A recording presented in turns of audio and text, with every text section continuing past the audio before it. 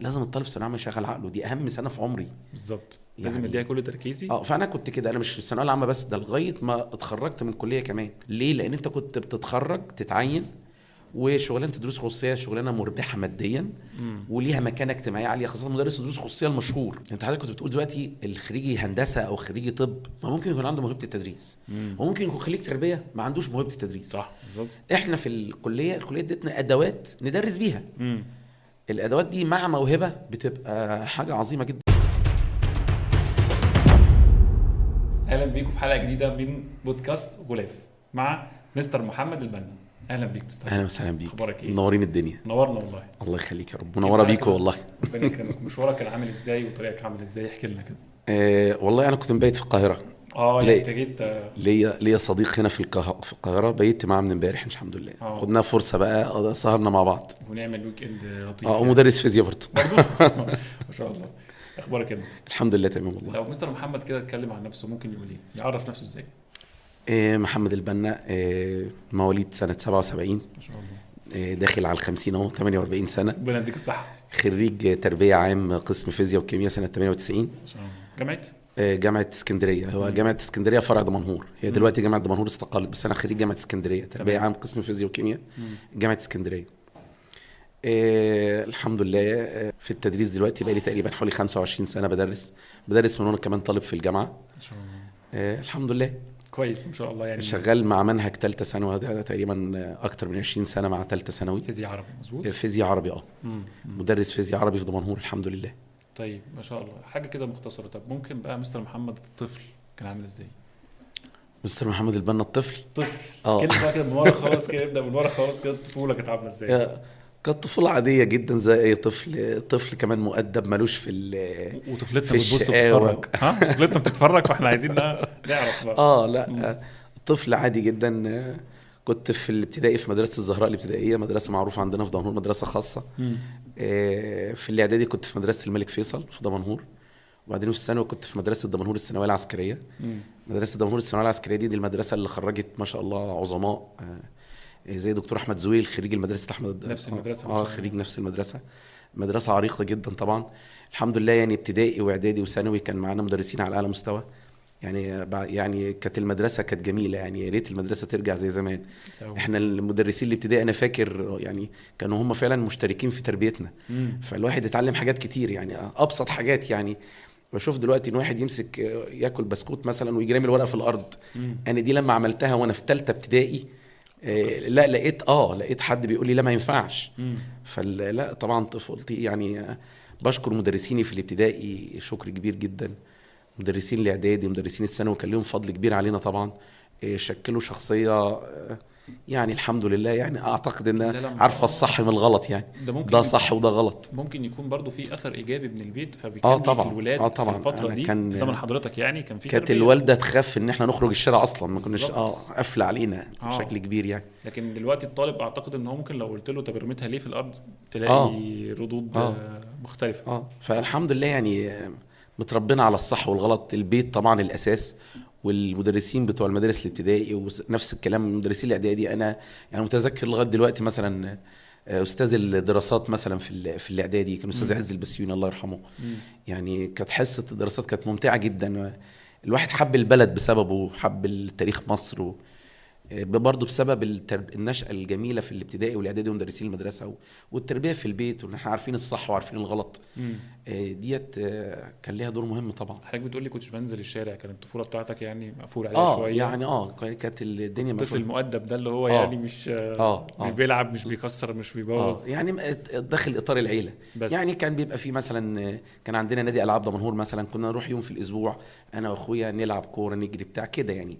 خروجه كده. انما لعب في الشارع، اللعب اللي هو اياه ده ده مش موجود، كانش موجود. طب ترتيبك ايه اصلا في العيله يعني؟ انا الكبير ما شاء الله. انا الكبير. ليه اخواتك ايه؟ انا ليا اخ مهندس حاليا في السعوديه. مهندس كهرباء في السعوديه، بقى له فتره في السعوديه الحمد لله، مهندس ناجح جدا الحمد لله. هو اصغر مني بسنه، هو السنه اللي بعديها على طول. كويس. فاحنا ما يعني الوالد والوالده ما كانش عندهم غيرنا احنا الاثنين يعني، فكانوا بيخافوا علينا قوي يعني. انتوا يعني اخين بس مفيش بنات؟ اخويا مهندس في السعوديه وانا انا الكبير. مش مفتقد ان يكون لك اخت بنت او ما عشان كده انا الحمد لله ربنا رزقني ببنات ما شاء الله. جانا وجويريه. البنت ديت حاجه تانية خالص، بونبونيه البيت ما شاء الله. الحنيه والعسل كله اصلا. ربنا يخليهم لك يعني. طيب احنا كده وصلنا اعدادي خلصناه، لما دخلنا ثانوي بقى احكي لنا عن فتره ثانوي دي. فتره ثانوي انا الحمد لله كنت من المتفوقين في المدرسه. تعرف اي مدرس او اي اب لازم يقول لك انا كنت شاطر، بس انا كنت فعلا شاطر حقيقي يعني، مش كلام بتاع انا كنت شاطر فعلا يعني. بس يمكن الثانويه العامه بيبقى فيها نصيب بشكل كبير يعني. يمكن عشان انا كنت الاخ الكبير، كان والدي ساعتها مش موجود، كان مسافر السعوديه في عمل، فكانت يمكن ضغوط جامده شويه. ما كانش في حد قبلي نصحني تعمل ايه. انا كنت شاطر وكل حاجه والحمد لله ربنا كرمني بمجموع كويس. يعني كان وقتها ان كانت المرحله الاولى في التنسيق غير المجاميع دلوقتي يعني. المرحله الاولى كانت 82%، انا كنت جايب 82 الا ربع في المية يعني. دخلتش مرحله كان مجموع عالي يعني. انت مثلا المرحله الاولى دلوقتي بتبقى مثلا 90% زي دلوقتي بعد الشكل لا حتى النظام الجديد المرحله الاولى دلوقتي 90% 89%. انا جايب في الرينج ده يعني، اللي هو اول المرحله الاولى في اولها. ويوميها طبعا يعني كانت كليه تربيه عام، كانت ترند وقتها. يعني كليه تربيه عام كانت كليه قمه وقتها. مظبوط. يعني خاصه تربيه عام دمنهور. تربيه عام انت عارف التربيه العام كانت اقليمي. يعني انا مثلا في دمنهور ما ينفعش اخش تربيه عام اسكندريه مثلا، ما ينفعش اخش تربيه عام القاهره، لازم اخش في دمنهور في منطقتك يعني. فكانت تربيه عام دمنهور كانت اعلى تربيه في التنسيق، اعلى كليه في التنسيق، كليات التربيه. فكانت وقتها كليه التربيه عام دي كانت كليه كويسه جدا. طيب. انت كنت بتتخرج المفروض بتقعد في الاعدادي فتره صغيره وبعدين بتتنقل ثانوي. طيب احنا بس عايزين من الثانويه العامه اللي بنتكلم عليها بتاعت حضرتك ان انت تحاول توصل للطلاب بتاع دلوقتي ايه اللي ممكن يستفادوه من التجربه دي يعني احكي لنا يومك كان هو في حاجه مهمه الطلاب لازم يفهموها. الدراسه حاجه يعني لحد الثانويه العامه حاجه، والكليه حاجه، والحياه العمليه حاجه ثالثه خالص. ما همش علاقه ببعض تماما. كل يعني ما تخليش مثلا في حد يقول لك انا في الثانويه العامه مثلا لو ما دخلتش كليه طب انا هنتحر، انا هموت نفسي. ده يعني كلام مش مظبوط خالص. انا حتى على سبيل الهزار كده بتكلم مع طلابي، انت اقول لهم مثلا كل واحد فيكم يفتكر اغنى واحد في عيلته، هلاقيه مش دكتور اصلا يعني انت قدامك. وبعدين هو يعني اللي هيخش طب هيخش الجنه، اللي مش هيخش طب هيخش النار. وما خلقنا الانس والجن الا ليعبدون. يعني انت ربنا خلقك عشان تعبده وتطيعه، مش عشان تخش كليه طب او كليه ايا كان يعني. فالثانويه العامه انت بتعمل اللي عليك وتسيب الباقي على ربنا. يعني عن تجربه الحياه يعني الواحد دلوقتي خلاص داخل على 50 والحمد لله. يعني هو انا شايف دلوقتي ان في وضع الحمد لله جيد. يعني ايام الثانوي كان الواحد زعلان انه انا كنت المفروض من الناس الشاطرين والدفعه عارفه ان انا من الناس الشاطرين، قدر الله ما شاء فعل، فرقه درجه درجتين وما دخلتش كليه اللي هي الكليات القمه المعروفه، طب صيدله هندسه. بس كانت على طول الكليه اللي بعدها المتاحه وقتها كانت تربيه عام. دخلت الكليه وانت مأمن بيها لان خلاص انت لازم تغير البوصله. يعني انت مش لازم توجه البوصله في اتجاه واحد، انا عايز الكليه دي بس. طب افرض ما جاتش، يعني عندك بلان بي. لازم بلان بي وبلان سي وبلان دي، وتبقى عندك بوصله تتوجه في على طول. هو الانسان اللي بيعمله في حياته ده هي تكه زرار. انا نقطه من اول السطر بس، شكرا، انا القرار ده خلاص، شكرا، خلاص كنترول ايه ديليت امسح بقى وابدا من الاول تاني. بس انا كده انا عن نفسي كده يعني ياما عملتها خلاص. انا كنت غلط في الحركه دي بس شكرا، نقطه من اول سطر. بعمل الشيفت كارير ده انا واخدها من والدي. انا والدي كده ما شاء الله. انا والدي انا عرفت انا واخدها من والدي. والدي اشتغل يمكن 7-8 شغلانات شيفت كارير. بس انا كنت شغال كده اهو، اللي بتعلم مهاره جديده اشتغل شغلانه دي. هو يعني في سنه دلوقتي ما شاء الله داخل على 77 سنه الله أكبر. ومع ذلك ما كل عنده استعداد يغير يبدا دلوقتي ويغير شخصيته 180 درجه في لحظه. التالنت دي مش موجوده عند كتير من الناس. لا الطلبه دلوقتي انا بلاحظ الطلبه داخل مضغوط نفسي بطريقه اوفر قوي مستقبله يعني. وساعات البيت بيضغط عليه بطريقه ما الضغط ده ساعات يجي بالعكس. طب انت اعمل اللي عليك ماشي. انت اعمل اللي عليك قدر الله ما شاء فعل. ودلوقتي بقى الصراع على الكليات بقى صعب دلوقتي مع وجود جامعات اهليه وجامعات خاصه. طيب الناس مش واخده بالها ان دلوقتي في شغل في مجالات كتيره الناس مش واخده بالها منها. في شغلانات جديده بدات تستحدث دلوقتي بالظبط، ما كانتش موجوده مثلا من 3-4 سنين. وبعدين مين دلوقتي بيشتغل شغلانته اللي هو اتخرج منها دلوقتي؟ مفيش حد. ده انا اكتشفت الموضوع ده على مستوى العالم مش على مستوى مصر بس. مظبوط يعني مدير مبيعات وهو اصلا تخصص كيمياء، هندسه وبيشتغل مدرس فيزياء، طبيب وبيشتغل مدرس بيولوجي. يعني الموضوع ومدرس وتلاقيه شغال مدير حسابات مثلا او مانجر في شركه. مزبوط. مش تبع التدريس خالص. يعني انت بعد ما تتخرج انت ممكن تنمي مهارات عندك، شوف سوق العمل محتاج ايه. يعني لازم الاوت اوف ذا بوكس، يعني تفكر خارج الصندوق. ممكن مجال حضراتكم هو المجال الاكتر في ناس تكون من بره المجال مش بشهادتها تخش جوه، وده بيأثر سلبا يعني. فحضرتك من القلائل اللي هو ممكن يكون تربيه وبيدرس. والله حته الدروس الخصوصيه هو يعني هو الموضوع يحتاج يتنظم عشان نبقى صراحه. يعني بطالب وزاره التربيه والتعليم انها تدي ترخيص زي ما كان الاول يعني. لا هو الدكتور رضا حجازي كان مصرح في بدايه توليه الوزاره انه هيدي رخصه مزاوله مهنه. انا خريج هندسه، خريج طب، خريج علوم، ايه المانع؟ انا عايز اشتغل مدرس. خلاص تتفضل في اختبارات تربويه معينه عشان تكون مؤهل نفسيا وتربويا، وتفضل اديك رخصه مزاوله مهنه. مظبوط. مفيش، انا ما عنديش مشكله. يعني دي فكره كويسه. ممكن مهنه التدريس الخصوصي اصل دي تدريس مدرس خصوصي، مش مدرس في التربيه والتعليم. ده عمل حر. في ناس كتيره مهندس وطبيب يكون عنده مهاره التدريس وموهبه التدريس، بس هي الدوله تقنن له وضعه. طب ايه المشكله ان الدوله تمنحه رخصه مزاوله مهنه بعد ما يجتاز اختبارات تربويه ونفسيه ويكون مؤهل خلاص يدرس؟ ايه المشكله؟ بالعكس انا شايف ان دخول المهندسين والاطباء في مجال التدريس الدروس الخصوصيه ده رفع من شأن التدريس. طبعا بتدعم يعني. هو عموما بقت في منافسه. يعني انا لازم كمدرس انا كمان اطور نفسي، ولازم اقرا واذاكر واحضر. لازم كل الطبيب مثلا بيكون عنده معلومات وفيره من كليته، فده بيفيد برضو الطالب. هي شغلانه التدريس ما لهاش علاقه معلوماتك وفيره او مش وفيره.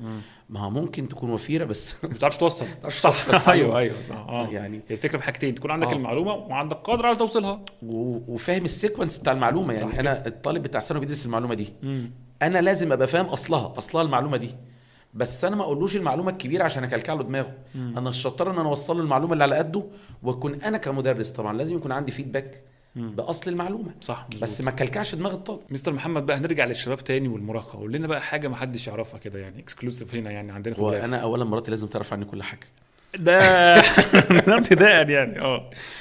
لا هو كان ايام الكليه، يعني الطلبه يمكن دلوقتي مش من ايام الكليه، او دلوقتي من هو يمكن في ابتدائي او في اعدادي دلوقتي بيبقى عنده جيرل فريند وبوي فريند كويس. حلو. انا ما كانش قصتك. طيب لا انا يمكن كنت خجول جدا، الحمد لله كنت متربي كويس طبعا ما شاء الله، وعارف ان انا ما ينفعش اكلم بنت حتى لو طبيعي ان انا حبيت طبعا فتره الكليه وفتره الثانوي حبيت طبعا، بس انا ما يعني كنت اول خجول جدا. ثانيا انا ما ينفعش اكلم بنت واربطها بيا وانا لسه في الهوا.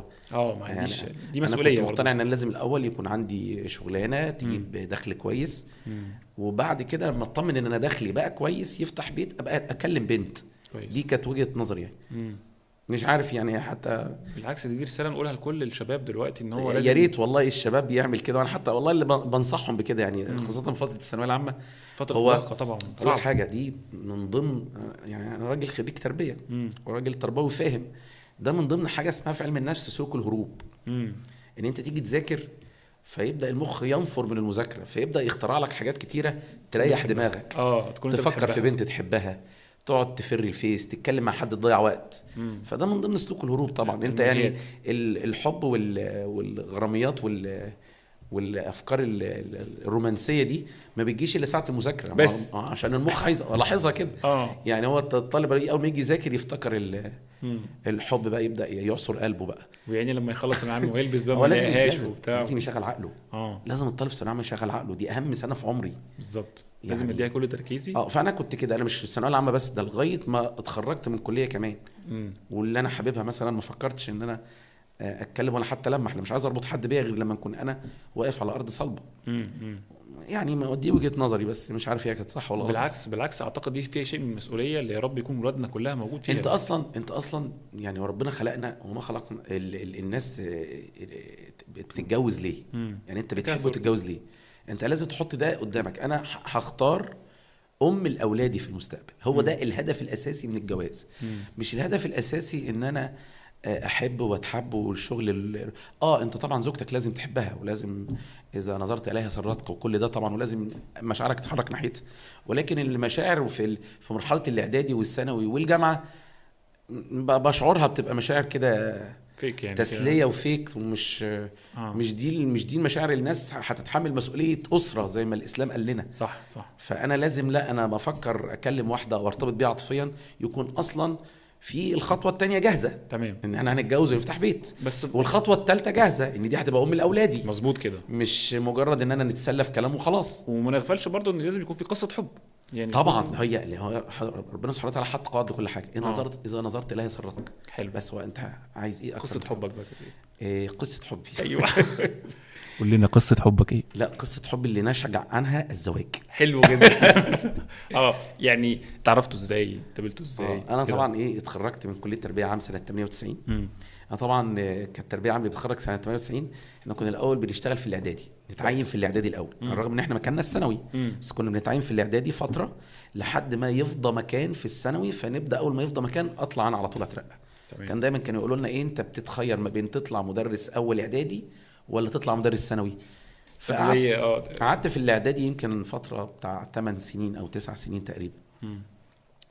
وانا في المدرسه الاعدادي كان اجتماع، انا في موضوع الاجتماعات ده كنت تحبه قوي، قدوه سيئه. ليه؟ ما بتروحش ولا ايه؟ ما بروحش وسجلوني غياب وكده. فالمهم سبحان الله ربنا اراد ان انا اروح. وطبعا شفت اللي زوجتي حاليا يعني، اعجبت بيها، فضلت مساهم لها طول الاجتماع. مساهم لها. كانت مدرسه في مدرسه قرائس عندنا الاعدادي. فضلت مساهم لها طول الاجتماع. وبعد الاجتماع سالت زمايلي اللي شغالين معاه في نفس المدرسه، قالوا دي مؤدبه جدا. تمام. رحت تاني يوم رايح المدرسه عندها في الطابور الصبح، الطابور وهو شغال، ورحت رايح لها كده، هم بيحيوا العلم، رحت انا رايح لها دايركت كده مباشر. قلت لها انت نمره تليفونك كام؟ على طول كده. قالت لي ليه؟ قلت لها عشان انا هتقدم لك بكره ان شاء الله. كمان حددت كده؟ انا سالت بقى وعرفت كل حاجه، وعرفت اصلها وعرفت كل حاجه. فادتني الرقم طبعا بمنتهى السعاده. كنت انت شبح سعيد. يعني دي كانت يمكن اجرأ حاجه انا عملتها في حياتي. بس برضو حاجه مسؤوله بحاجه كويسه جدا. يعني يعني انت اصلا بتروح اجتماعات، رحت الاجتماع عشان النصيب. هو النصيب، اجتماع النصيب، هو النصيب يعني. وهي كمان اصلا ما كانتش بتروح اجتماعات، وهي كمان راحت للنصيب. بس اليوم ده اعجبت بيها طبعا وسالت عنها، قالوا لي كويسه جدا وخلاص. وانا كان وقتها الحمد لله كنت مؤهل ان افتح بيت. وهي كمان تربيتها ريفيه، هي من بلد ريفي جنب دمنهور. انا كنت حابب ده كويس جدا طبعا. انا كنت حابب ده. احنا هنا في دمنهور يعني تعتبر زي القاهره، يعني مدينه عاصمه المحافظه. ويمكن بعضكم جه دمنهور وشاف دمنهور مدينه كبيره مش صغيره. برضو هي عيب المدن الكبيره ان لو ما كانش كل اسره عرفت تربي ابنها كويس، لان الشارع في المدينه بقى وحش. مظبوط.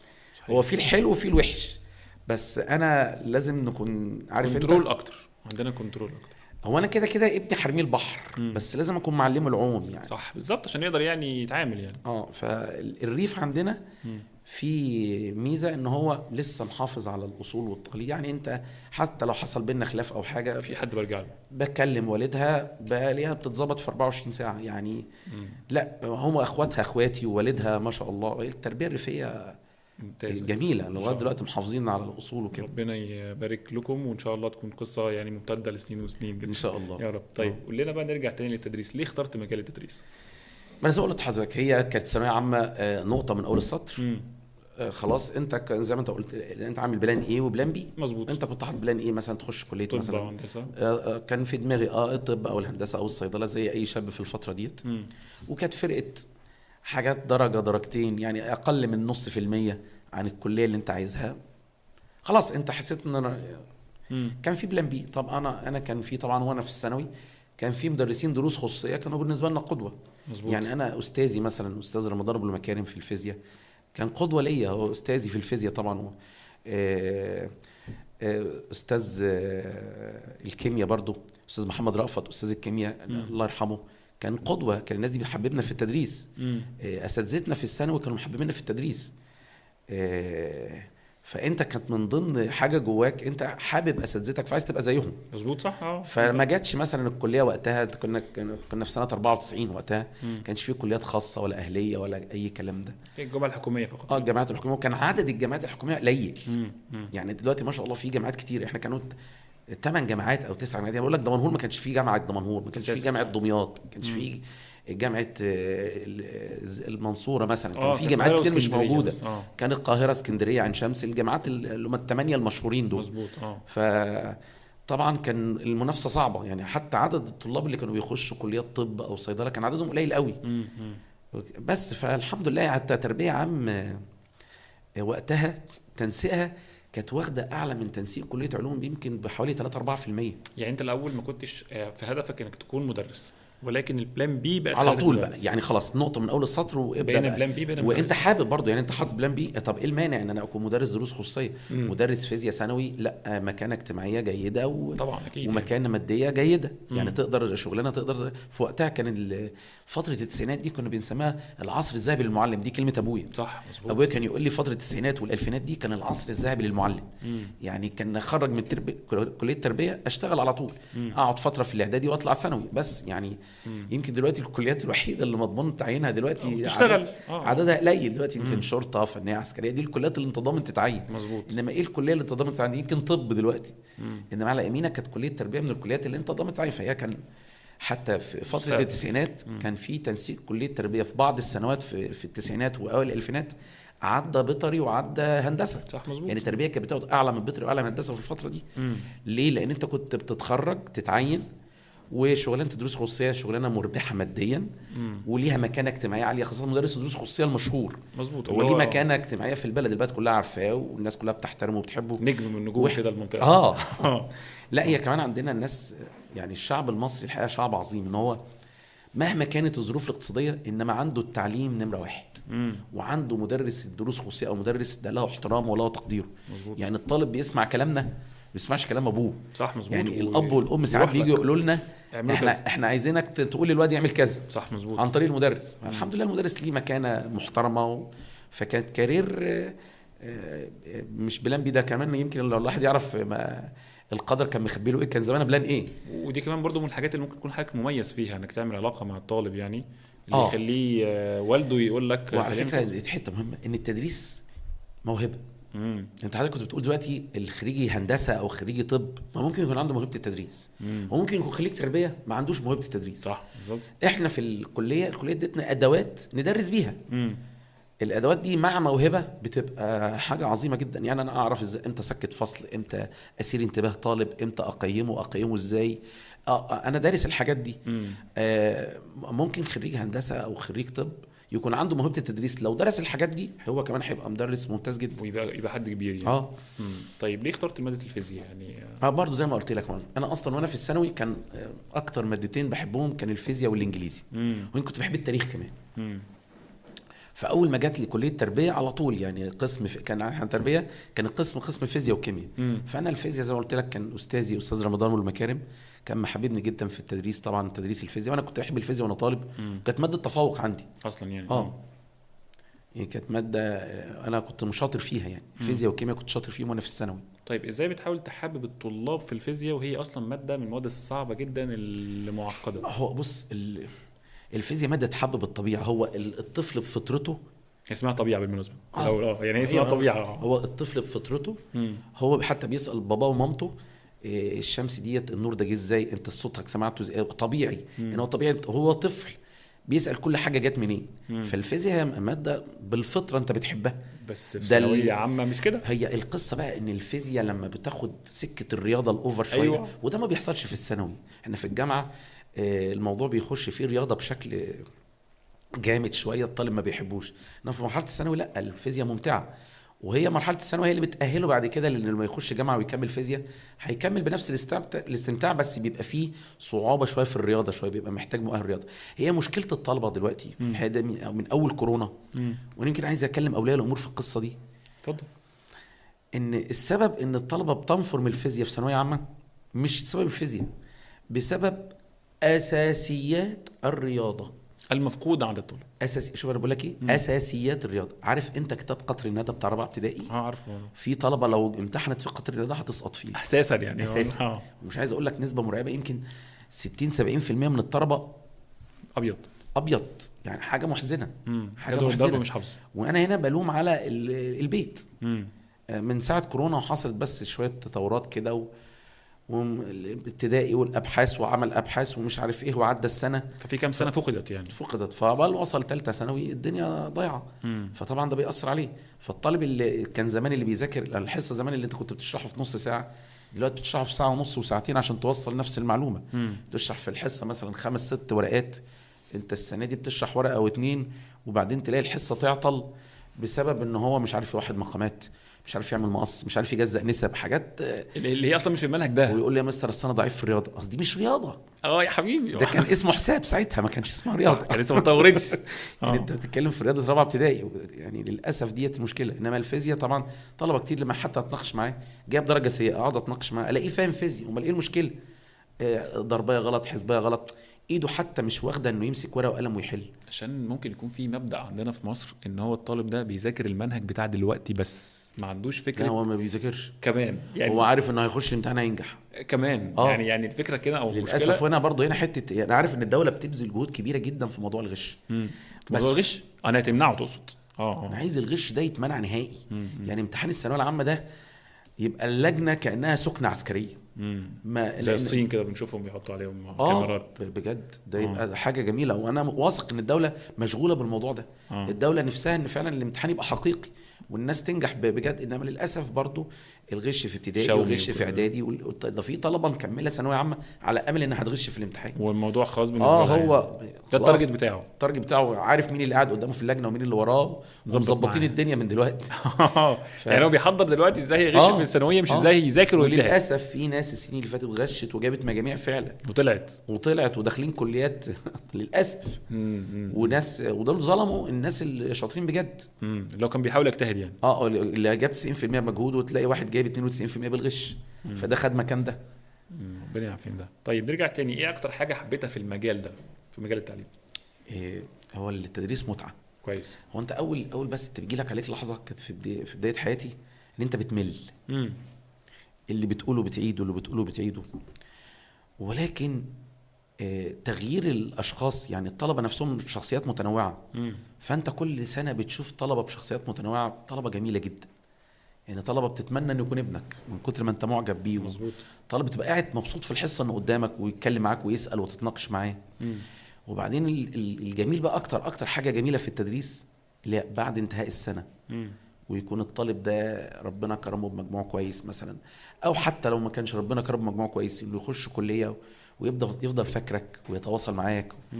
يعني انا بمشي في الشارع او بدخل اي مصلحه حكوميه او بدخل اي مكان عندنا في دمنهور، الاقي 3/4 اللي في المكان عارفيني محمود صلاح. فبتبقى طبعا بتعمل الواحد فيدباك في كويس. سعاده طبعا. طيب فدي اكتر حاجه حلوه جدا في التدريس يعني. ماشي. ايه طموحك بقى في المجال؟ يعني ايه طموحك تاني في المجال؟ الطموح ما لوش سقف. حلو جدا ان شاء الله. يعني ده كويس جدا. انا كل سنه لازم نكون محمد البنا احسن من محمد البنا بتاع السنه اللي فاتت. يمكن اللي متابعيني في دمنهور فاهمين قوي اللي انا بقوله ده. ان انا بفاجئهم كل سنه بمحمد بنا مختلف عن السنه اللي قبلها. تغيير هم نفسهم بيتفاجئوا. يعني انا كل سنه ببقى لازم احسن من السنه اللي قبلها، لازم. واحسن بكتير، مش احسن بحاجه بسيطه، احسن بكتير. تغيير جذري. كويس. يعني ممكن يقول لنا زي ايه؟ يعني مثلا تغيير في الورق، تغيير في الطريقه، تغيير في كذا. في كل حاجه. يعني من اول ما بتشرح لحد من اول كمان ما الطالب يدخل ياخد كويز بيتسال فيه الكويز نفسه والشرح والمتابعه بعد ذلك. يعني يمكن السنه دي مثلا اخذناها كمثال، السنه دي احنا مثلا بنقسم، احنا في دمنهور بنشتغل الفيزياء حصتين في الاسبوع. كويس. معظم المحافظات بيشتغلوا كده يعني. القاهره بتبقى محاضره واحده، احنا محاضرتين في الاسبوع. المحاضره ساعتين، بنقسم الساعتين 3 اجزاء. 40 دي الاوليه متابعه. المتابعه دي مره كويز تحريري ومره شفوي. كويس. وانا معايا فريق عمل انا بشكرهم طبعا. مس آية، مس بسنتي، مس إسراء، مس سارة، مس آلاء. الفريق بتاع الفيزياء ده بصراحة 6 خريجي تربية فيزياء وكيمياء أقوياء جدا. يعني المجموعة بيسألوا الطلبة كلها شفوي. حتى لو الكويز مثلا هو جاب فيه درجه وحشه مفيش مشكله، تعالى اسالك شفوي، طب انت عرفت غلطت في ايه؟ يقول لا انا غلطت في كذا، المفروض كنت اعمل كذا. فده مثلا حاجه متابعه بقالي 2-3 بشكرهم عليها، مميزاني جدا عن كتير مع الطلاب، عن كتير من المدرسين زمايلي، ان انا الحمد لله المتابعه عندي قويه جدا. ان كل حصه في 40 دقيقه مخصصينها ان احنا بنسال الطلاب كلهم، لازم الطلبه كلها تسال شفوي، ومش سؤال واحد ولا 2، لا بتقعد مع الطالب تتناقش معاه واشرح لي طب ديت انت غلطت فيها، طب صحها ايه كده. ال 40 دقيقه الثانيه انا بقى يا اما بختار كام سؤال من الواجب بحلهم مع الطلبه، يا اما براجع اللي اتقال اللي انا قلته الحصه اللي فاتت. ال 40 دقيقه الاخيره بتبقى الشرح الجديد. كويس. حاجه تانية تميزت بيها السنه دي ان الحمد لله يعني يمكن خبر ليكم، الحمد لله ربنا وفقني وبقيت من ضمن لجنه اعداد كتاب الوسام ما شاء الله مع استاذنا الكبير استاذ احمد بركه ما شاء الله. وطبعا يعني الحمد لله واحنا اولاده وهو طبعا. استاذنا الكبير وعالم ما شاء الله يعني في المنزل، والحمد لله هو شرف كبير ان انا نكون معاه في كتاب الوسام، وان شاء الله تبقى تكون اضافه كبيره جدا برضه. والله ان انا نكون مع استاذ احمد بركه ده اضافه ليا كبيره جدا طبعا يعني. طبعا ربنا ان يبارك انا فيه نقابل الراجل ده يعني. ونتكلم معاه ده في حد ذاته ربنا ده شرف كبير ليا يعني، وانا اتشرف ان هو اختارني ان انا نكون معاه يعني، دي شرف كبير ليا. ربنا يبارك. طيب نرجع تاني للطلاب. قول لنا كده ايه انواع الطلاب اللي حضرتك بتلاقيهم في الدفعات الجديده وليكن الدفعه السنه دي؟ ايه الانواع مثلا؟ طيب قول لنا كده الانواع كده اللي انت بتقابلها الحديثه. انواع الحديثه الطالب الحديث. في انواع من الطلبه يعني، انا هتكلم عن انواع الطلبه ده سؤال حلو يعني. في اولا الطالب اللي هو انا بنسميه العمي الطرش، الاثنين العمي الطرش اللي هو قاعد في الحصه المدرس يبص له يقعد يعمل كده، هو مش دريان. فاهم يا ابني؟ يونس شلبي يشوف العيال ايوه يونس شوف العيال بتقول حاجه يزيد معاهم، يقل ده عمي طرش ده النوع الاولاني. والمصيبه انه بقى كتير نسبته زادت في السوق، ده كتر خالص يعني، وده بقى مؤشر خطر يعني. من خوفنا على مصر احنا لازم الناس دي تبقاش موجوده. ده نوع. انما مصر بلد كبيره، ومصر شبابها زي العسل يعني، في ناس شاطرين ما شاء الله. في طالب اللي هو النوع الاول. النوع الثاني بقى الطالب اللي هو سريع البديهه، بس ده بقى عيبه انه مفيش تركيز. هي القدرات العقليه فيها سرعه بديهه، فيها تركيز، فيها ذاكره. ففي طالب سريع البديهه ده بيبقى متسرع، ده بنبقى قلقان منه. ده ممكن يجاوب سؤال ما حدش جاوبه غيره، وفي نفسه يجي سؤال سهل جدا ما يعرفش يجاوب. ده سريع البديهه اللي ما عندوش تركيز. ده موجود برضو. ابني ده انا في النص ده اللي هو يلقط لقطه بعد كده الحاجه التافهه تروح معديه. ده كتير. انا عندي كده، انا اولادي كده. ده السواد الاعظم تقريبا من الطلاب، من الشاطرين. في بقى النوع تاني اللي هو الطالب اللي انا بنسميه الطالب العلمي علوم.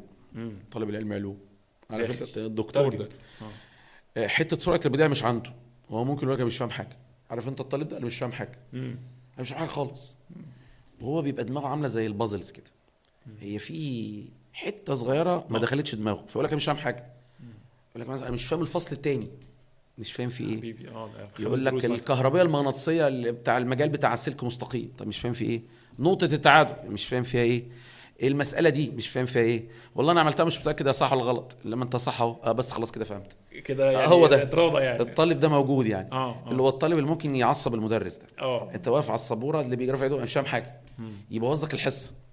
بس انا ببقى يعني انا من خبرتي انا عارف ان ده موجود مظبوط يعني. هو لا هو فاهم كل حاجه بس بيبقى عايز ياكد يعني. ممكن يكون زمايله مثلا يقول ايه الواد الغبي ده، ايه البت الغبيه دي، بس يكتشف ان ده بيجي في اخر السنه بيجيب اعلى منهم كلهم ما شاء الله. بيكون ده نوع يعني. موجود اللي هو الطالب اللي هو تحس ان هو غبي، لا هو مش غبي بس هو دماغه عامله زي البازلز، بيحب يرص المجموعه كده يكون الصوره. فلو في حته قطعه مفقوده يقول لك انا مش فاهم حاجه، مجرد ما تتك عليها بس بتلاقيه سوبر. طيب. ده احسن، انا بالنسبه لي ده احسن من سريع البديهه ما شاء الله. لو يكون ميكس. طيب ما شاء الله. احنا في نوع ثالث بقى نسيت اقول لك عليه، اللي هو ميكس ما بين الاثنين بقى، ده وده، اللي هو سريع بديهه وبيركز.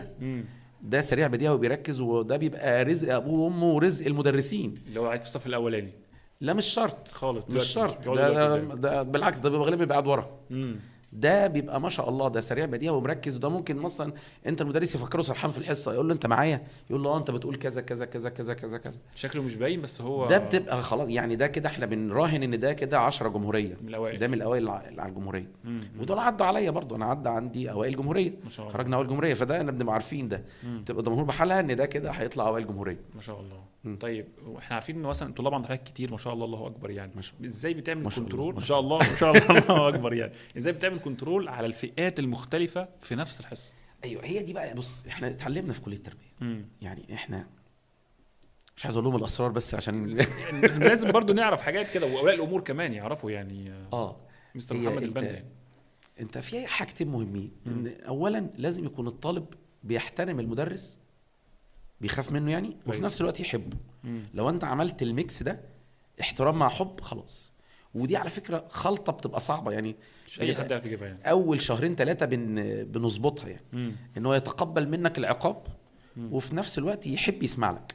فانت مدرس ماده زي الفيزياء، ماده ممتعه جدا في الثانوي طبعا، فانت لازم تخترع له حواديت في المنهج، مش تحكي قصه حياتك مثلا. للاسف في مدرسين ساعات بيغلطوا الغلطه دي، بيخرج بره انه يخرج بره سياق الحصه. لا، انا احكي حدوته مثلا، عايز اشرح الجلفانوميتر فاحكي حدوته، اديني شرحت الجلفانوميتر، وصلت لك المعلومه. عايز اشرح الظاهره الكهروضوئيه او الفوتون لما يسقط على الالكترون، كلام جامد على الطالب. لانه اقول له مثلا مشبك وقع من البلكونه وواحد لقاه بيحدفه، تلاقي الطالب بيص ينتبه. انا ساعات بتحدى نفسي وانا في الحصه ان انا العيال دي هتسكت من غير مثلا ما ازعق.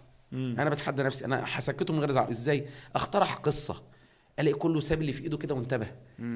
انا كان عندي اميتر مرمي فوق السطح، والاميتر ده كان اخره يقيس 10 مايكرو امبير في محل عندنا في ميدان الساعه في دمنهور.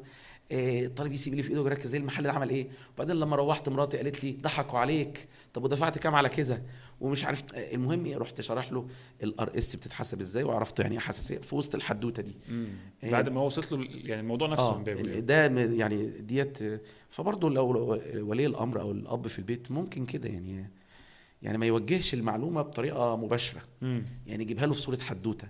ده تعرف، ده انا مره كان واحد صاحبي حصل له كذا وابنه عمل كذا، يجي مبصيله نصيحه او معلومه في وسط الكلام. هو الجيل ده كده طبعا. انت عشان تواكب العصر طبعا، وعشان تقف ضد طبيعة الطوفان بتاع السوشيال ميديا التغيير العقلي يعني. لازم ما تبقاش احنا تبقى التعليمات 1 2 3. لازم طيب احكي لنا نصاحب اولادنا ونحبوهم، ولازم نوصل لهم المعلومه في صوره حدوته كده. مظبوط. احكي لنا مثلا موقف كده حضرتك فاكره مع اي طالب في اي دفعه، سواء دلوقتي او اللي قبلها، موقف مؤثر كده يعني.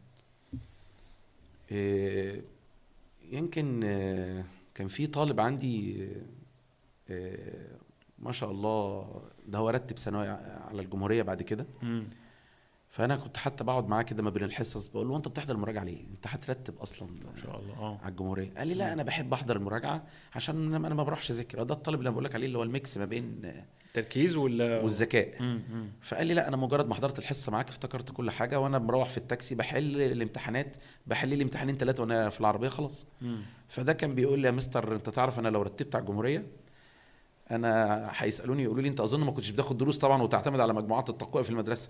أيوة انا هقول لهم لا كنت باخد دروس عند محمد البنا ما شاء الله. وفعلا هو حتى عمل لي منشن كده في بوست لما جم فعلا عملوا معاه لقاء صحفي لما رتب وقال انا اهو شفت قلت بيدلعوا دول يعني. فده موقف طبعا عمري ما انساه. مواقف تانية كتير بقى اللي هي تبقى في خلافات في البيت. يعني في طلبه كتير يعني مثلا يجي الحصه مثلا يقول انا عايز اسحب الفلوس مثلا بتاعت الحصه دي او فلوس المراجعه مثلا. فبقول له لا السكرتير تقول له لا انت دفعت. لا يقول انا ما دفعتش، لان انا متاكد من السكرتيره بتاعتي. فنكتشف ان هو واخد مثلا الفلوس دي من البيت وعايز يسحبها مني. يعني هو مثلا لو فرضنا مثلا مبلغ س دفعه في المراجعه، هو مبلغ س كان واخده من البيت، هو هياخده من باباه وهياخده مني الاثنين كده، بقى معاه 2 س ما شاء الله. طب ايه بقى؟ والموضوع وصل للبيت وايه، والواد طفش من البيت. المهم يعني الواحد بيتدخل في مواقف زي ديت برضه، بيبقى الطالب بيبقى بيتصرف تصرفات اندفاعيه، بنت بحبها واجيب لها هديه واجيب لها دبله، مش وقته يعني. فالحمد لله في كذا موقف حصل من كده ان الواحد اتدخل الحمد لله، ولغايه دلوقتي الناس فاكرانا بالخير. طيب تنصح اولياء الامور بايه؟ انا ما بنصحنا نفسي انا كمان يعني. انا نفسي فتره الثانوي ديت فتره صعبه. اللي هو ولا هو طفل صغير اللي انت شايفه، انت شايف ابنك طول عمره طفل، ولا هو الطفل اللي انت شايفه ده، ولا هو بقى راجل مسؤول. مظبوط.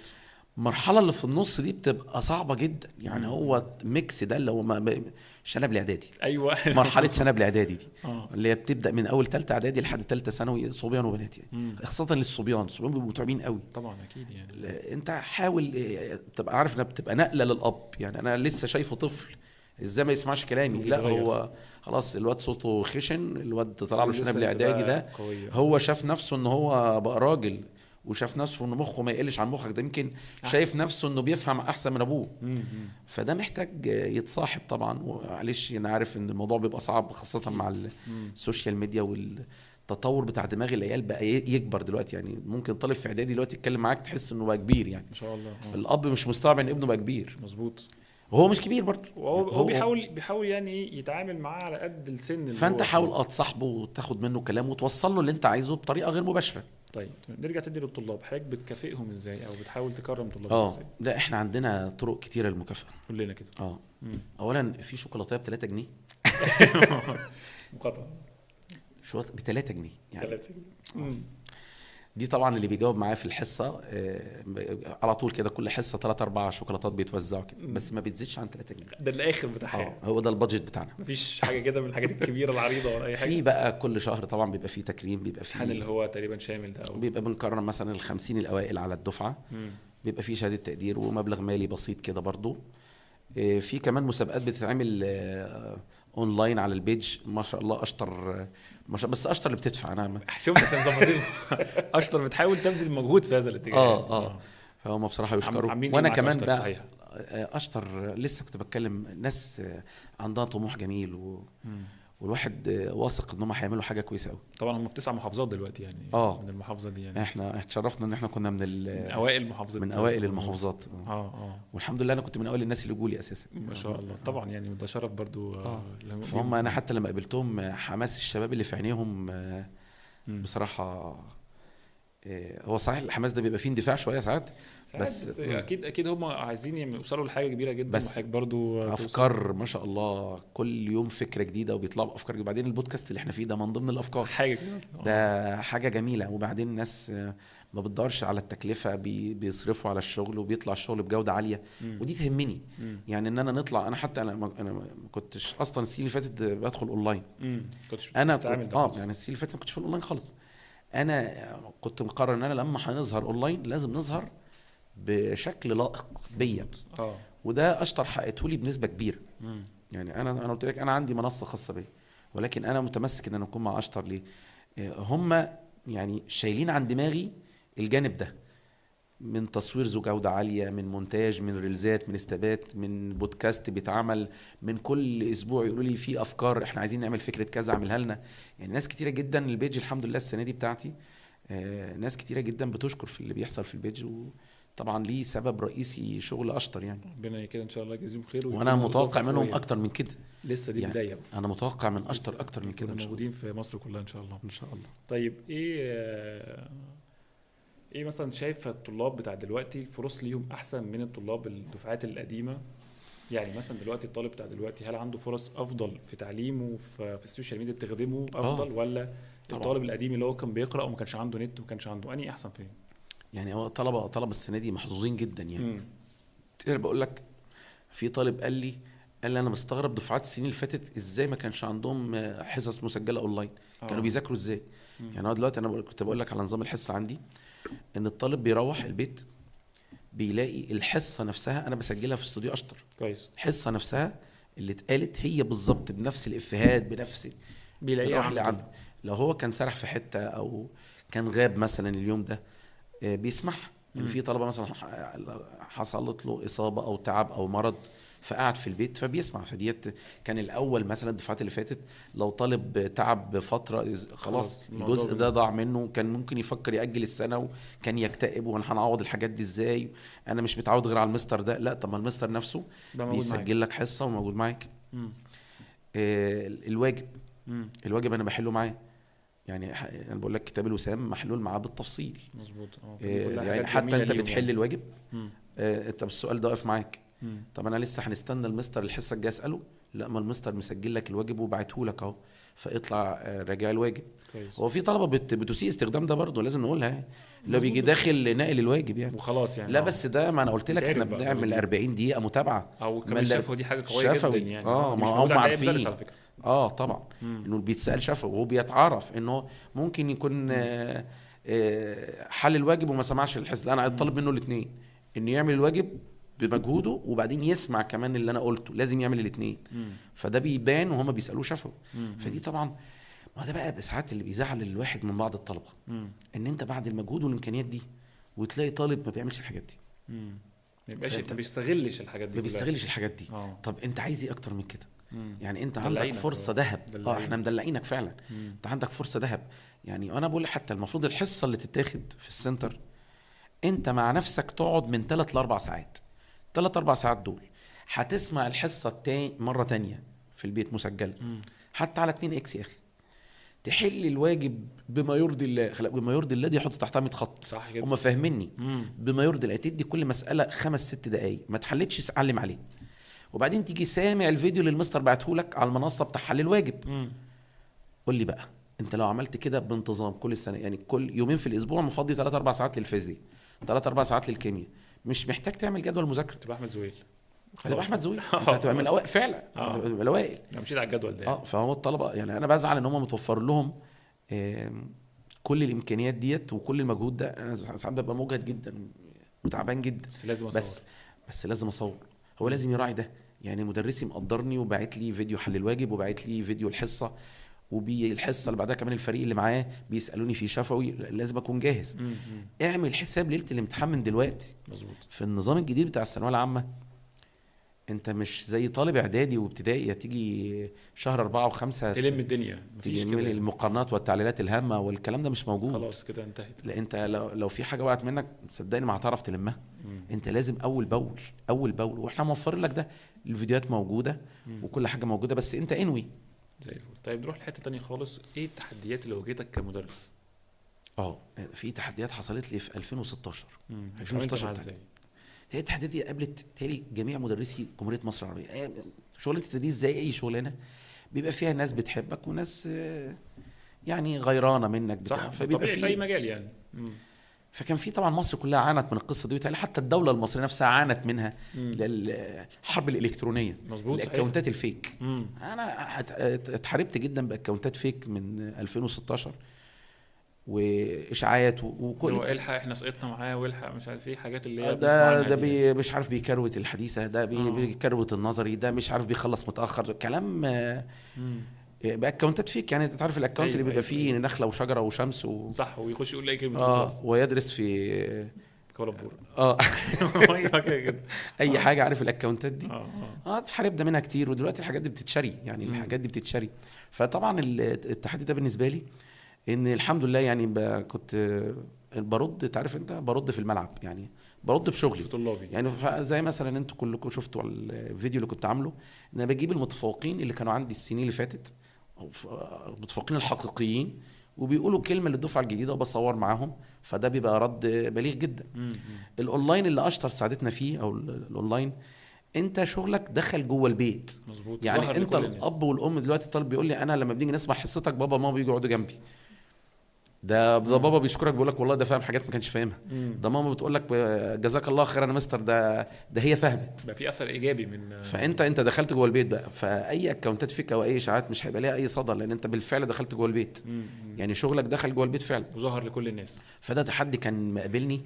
بس خلاص يعني الحمد لله انتصرت عليه بسهوله، بان شغلي بان وان الاونلاين ساعدني ان انا ادخل جوه البيت واوري شغلي لولي الامر نفسه شافه.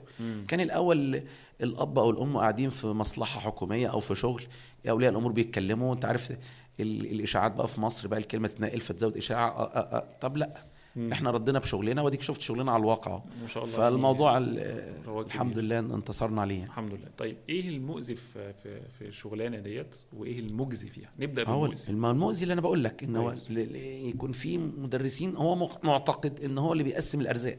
فهو ده حاجه مؤذيه جدا. فيوجه الطلبه. الموضوع ده موجود في القاهره عندكم، موجود في طبعاً. كل حته. انا يوجه، انا عايز اموت المدرس ده، اطلع عليه اشاعات واوجه لمدرس تاني، وده موجود. وعايز دي كانت حاجه مؤذيه ولغايه ما وصلت بقول لك في 2016 ان انا كنت هننفجر من الغيظ يعني. يعني ان انا الموضوع كان اوفر قوي يعني. وهو مش 2016 بس، ده استمر شويه كده. استمر. انما اتفضل ربنا. ده لازم انت قابلك تحديات يعني. طيب ايه المجزي بقى فيه؟ المجزي بقول لك ان يوم بغض النظر النتيجه، عن الفلوس. يوم النتيجه يوم كويس. النتيجه ديت، لا والله هي بص هنقول لك على حاجه والله بجد، هي طالعه من قلبي. لو الشاب بقول له يعني انت لو حطيت الفلوس في دماغك مش هتيجي. بالظبط. اوعى تحط الفلوس تارجت. انت حط ان انت تكون نمره واحد في شغلك ايا كان مجالك. ايا كان مجالك. انا لازم ابقى نمره واحد. انا عن نفسي كده لازم اكون نمبر 1. هي بعد كده الفلوس هتيجي، هي هتيجي لوحدها، انما ما تحطش الفلوس هي الهدف. فهو في بالتالي احنا اكتر شغلانه بنستمتع بالنجاح. صح. انت النجاح بتاعك حصه بحصه، النجاح بتاعك كل سنه تشوفه بعينك. يكفي ان انا بقول لك بدخل اي مكان، ادخل مستشفى الاقي 5-6 دكاتره اتلموا عليا. انا والدتي كانت في مستشفى مثلا من فتره قريبه كده، طلابك موجودين كلهم يعني، التمريض والاطباء طلاب، اثنين ما شاء الله. وحتى الامن اللي واقف تحت كان تلميذي. طلع كل المستويات يعني. المكتبه اللي كانت جنب المستشفى والبقال اللي كان جنبي كانوا تلامذتي يعني. انا طالع بعد كل ما دي ازيك يا مستر، دي مش حاجه مجزيه؟ دي حاجه مجزيه جدا طبعا يعني. دي الدنيا بحالها. حتى والدتي بتقول لي ده هم كل شويه بيقولوا لي ده والده المستر هنا ومش عارف ايه.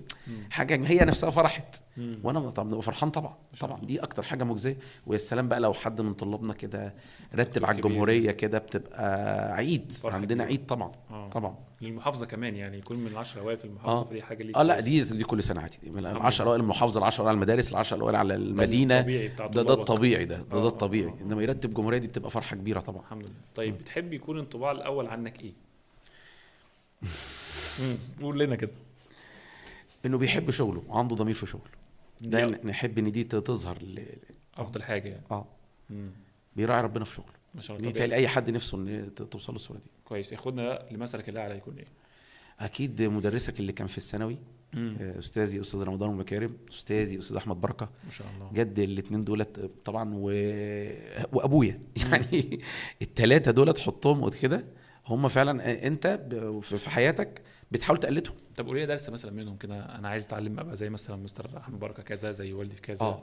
استاذي استاذ رمضان المكارم اللي هو حببني في الفيزياء. يعني ازاي تخلي الطالب قاعد قدامك مستمتع. تمام. علاقه. يعني الاستاذ احمد بركه ده موسوعه علميه متنقله.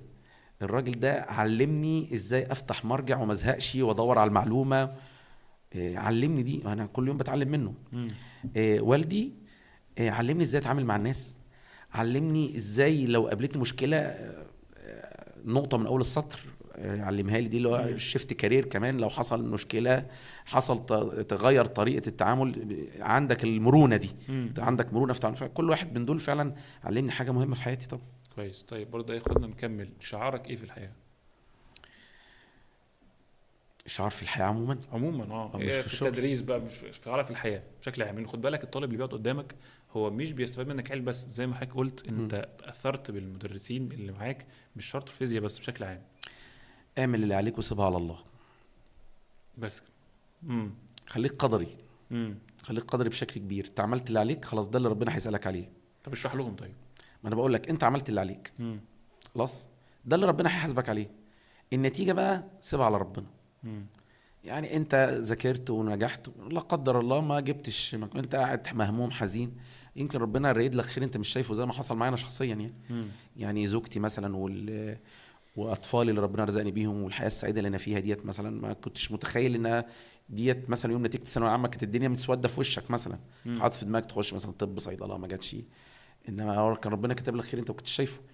فانت عملت اللي عليك فعلا، وكنت قادر جدا وسلمت امرك لله، فربنا. الحاجه الثانيه احلم وما تخافش. حلو جدا ده. احلم وما تخافش. احلم. انت قلت نحلم. بص اقول لك على حاجه، هو انت حاطط في دماغك حاجه ان الثانويه العامه دي كل الطلبه هيجي لها فطور. طب ما تخليك انت من القله اللي ما يحصلهمش فطور. هيقول لك انا يعني طب ما تحدى نفسك، الناس كلها يعني انتصر على نفسك. وانت تعرف الاسباب اللي بتخليك يحصلك فطور ايه؟ انت بتقعد تفكر في كتير وتقعد تكتئب كتير. ما تفكرش. عايز تكتئب بص كده يعني الساعه 2 انا اكتئب لحد 2 و5 ما اناش فاضيين، الهي نفسك ونطلع. في شغل. وبعدين ما تعملش جدول مذاكره، انا عندي الاولويه للجديد، انا اخدت ايه النهارده في الدروس النهارده، إيه كذا وكذا وكذا اذاكره، عندي ايه بكره ابص عليه، بس ما تعملش اكتر من كده. فهتلاقي نفسك في ساعه فضت كده، الساعه اللي فضت دي جيب حاجه من القديم، بس ما تعملش اكتر من كده عشان تخرج من الفتور ده. ما تفكرش كتير، ما تقولش انا هقعد اذاكر كذا وكذا وكذا، اللي بيقعد يقول كده ما بيذاكرش. ما تقعدش تعمل جدول مذاكره، لا انا اخدت ايه النهارده، طب اللي خدته النهارده لازم نذاكره دلوقتي. طب والقديم انا يوم في الاسبوع ان شاء الله يوم الجمعه هفضيه ان انا اخد من كل ماده ساعه ساعتين اظبط فيه القديم بس. وبعدين فطور وملل، ما انا قلت لك انت ما الناس كلها بيجي لها فطور وملل، خليك انت من القله اللي بتتغلب عليه، تحدى نفسك. يعني دلوقتي ده الحل بتاع ان انا النهارده في نص السنه فاتني شهر او شهرين من اللي فاتوا، ده الحل بتاعه ان انا ما ببصش عليه خالص، ركز في الجديد. كويس. وافضي يوم في الاسبوع اجيب فيه القديم، تمام. او ساعه في اليوم. هتلاقي نفسك في خلال شهر شهرين ظبطت قديم مع الجديد، وقفت على رجلي تاني. وقفت على رجلك تاني. سهله. وياما ناس يعني كانت بادئه مذاكره من اول يناير، انا اعرف ناس، كنت اعرف طالبه مثلا كانت عامله عمليه كبيره جدا وقعدت 3 شهور وما كانش فيه اونلاين، وبادئه دروس في يناير، كانت بتسمع تاخد درسين، درس في الجديد ودرس في القديم، درس في الجديد ودرس في القديم، وما شاء الله جابت مجموع عالي جدا ودخلت كليه كويسه جدا. على فكره اتكررت مرتين 3 معانا، فاكر القصص دي. طيب حتى لو انا عملت كده وحصل لي مشكله في القديم برضه اتاخرت فيه، في امل؟ ما هو انت كل ما هتاخر اكتر كل ما الموضوع هيصعب عليك. والموضوع هو طبعا هو احنا كنا دايما بنقول حاجه، طول ما الامتحان مش بكره هو في امل. هو طبعا في امل، بس النظام الجديد انت عايز تكون مذاكره ذو جوده عاليه. تمام. يعني اكيد يعني اللي بيذاكر اخر شهر مش زي اللي بيذاكر من اول يناير، مش زي اللي بس تعرف على فكره حتى اللي بيذاكر من اول السنه ممكن يكون مل دلوقتي.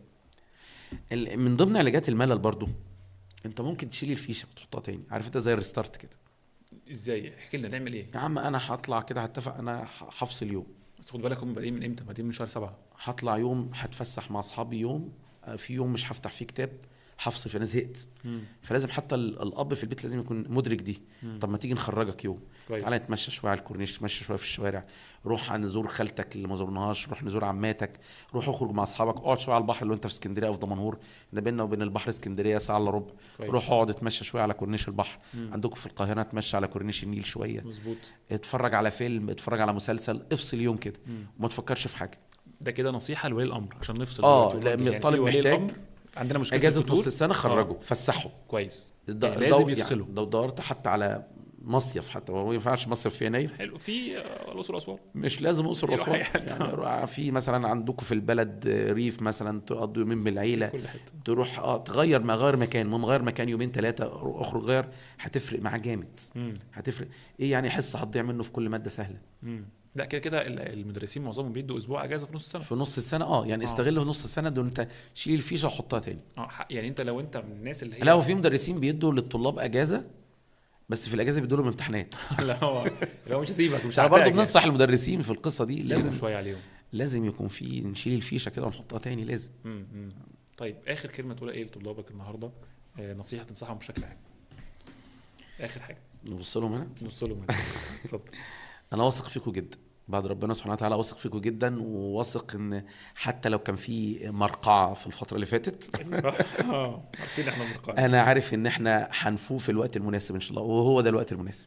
دخلنا يناير لازم نفوق، واي اخطاء كنت بتغلط فيها قبل كده ما تبصش ورا ظهرك. اي درجات وحشه في كويزات وامتحانات ما بلاش جلد الذات ده، خلاص انت اتعلمت من اخطائك، بص لقدام. خلاص يعني اهم 6 شهور في حياتي سهل قوي. هي حتى اللي رتب على الجمهوريه في ثانويه عامه ما ذاكرش بجديه غير في الفتره دي، يعني هي دي الفتره بقى. ابدا وانا واثق فيكم جدا ان شاء الله. انا بشكرك جدا، حضرتك نورتني في غلاف، انا اللي مبسوط جدا، انا مبسوط جدا والله. لقاء جميل، وانت طلعت حاجات انا ما كنتش عايز اقولها صراحه. ربنا يخليك، اتشرفت بيك جدا جدا، وان شاء الله اتشرفت بيكم كلكم تاني قريب. شكرا جدا لاشطر. ودايما انا بقى بالنسبه لاشطر انا مستني من اشطر احسن من كده كمان. ايوه، ان امكانيات اشطر والشباب اللي في اشطر والعقول اللي في اشطر هتبقى في حته تانية خالص ان شاء الله. شكرا اشطر، شرفتنا ونورتنا. شكرا.